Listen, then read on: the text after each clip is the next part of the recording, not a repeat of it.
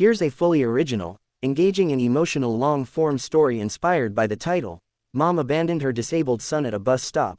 What a Single Dad Did Next Will Shock You, the video's title on YouTube. This narrative is crafted to fit the pacing and emotional tone ideal for a 15-minute YouTube storytelling video, rich in character, deep in challenges, and ending with a powerful inspirational message.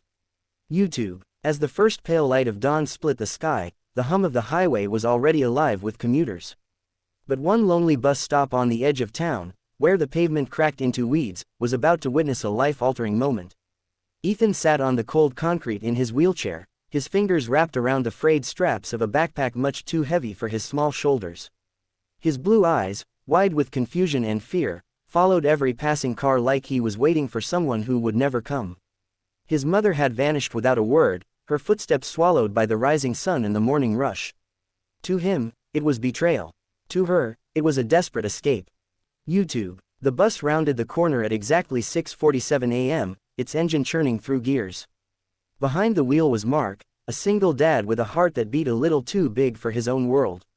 Every morning, he picked up his son Alex's favorite cinnamon roll on the way to school, laughing at how Alex always ate half before they even reached the car.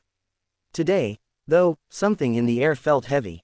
Something tugged at him as the bus slowed near the stop where the sunlight glanced off chipped paint and lonely shadows. And then he saw Ethan. Mark didn't know disability, he didn't know abandonment, but he had known loss, the early morning void left by his wife, gone to an illness that stole color from their home. Mark knew what it was to hold a child whose eyes asked questions you couldn't answer. Without hesitation, he eased the bus to a slow stop and got down. Not because it was his job, but because his heart wouldn't let him to otherwise. "Hey there," Mark said, crouching beside the boy. "Are you okay?" Ethan blinked, startled. "Where's my mom?" he whispered. I don't know," Mark said honestly. He glanced up at the silent street, at the empty road stretching like a question with no answer. Ethan's tears began to fall, and Mark felt something break in his chest, not pain, exactly, but a deep, trembling pull of empathy. His first challenge was simple, and yet colossal, finding a parent for a child who had none that morning. The bus idled. Mark debated his next move. He called the transit office, then the authorities, alerting them that he'd be late. He listened to Ethan's story, short fragments, clutched with grief and confusion. With each sentence, Mark's resolve thickened. The second challenge came sharply, the system. At the local police station, a tired sergeant flicked through paperwork without looking up. "We've got procedures," he said, voice flat. "We'll put him in a temporary care facility until someone claims him." Ethan's face sank at the words, temporary care facility. And something within Mark snapped. "No," he said gently but firmly, stepping in front of Ethan, "he needs more than that. He deserves love, stability, a home." The sergeant raised an eyebrow. "I'm not just saying that," Mark continued. "I'm willing to do something real. Let me help him." This was the third challenge, proving himself capable. Mark wasn't rich, he wasn't perfect, he was a bus driver, a single father navigating grief and responsibilities of his own. But he offered what mattered most, presence. There were meetings, interviews, and legal hurdles, papers scribbled in official buildings where time seemed to stretch longer than hope. But Mark stood firm. With each "no," he offered a calm, yet, with each question about his capability, he simply showed up, early, consistent, compassionate. People began to see something in him that mattered more than the checklist on his file, commitment.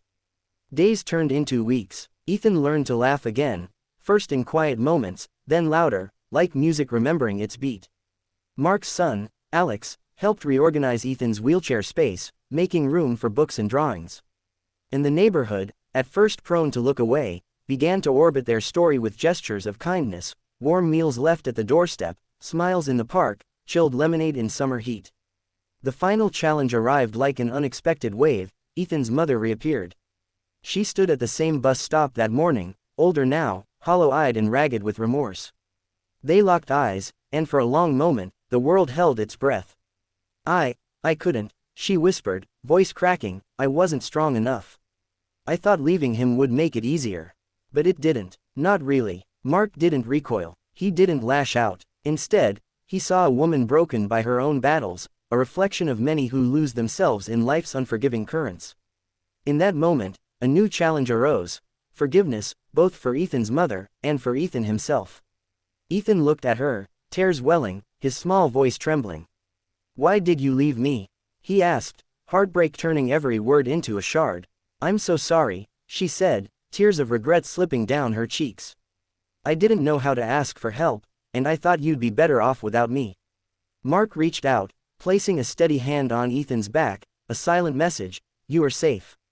It wasn't an easy resolution. Forgiveness never requires forgetting, but it does demand courage, empathy, and healing. Ethan's mother began a journey of restitution, therapy, community support, rebuilding bridges that felt scorched. Mark didn't abandon her, he offered structure and accountability. And slowly, through effort and honesty, the family began to stitch themselves back together, not as they were, but as something new. In the end, what started as abandonment became a story of connection, resilience, and second chances.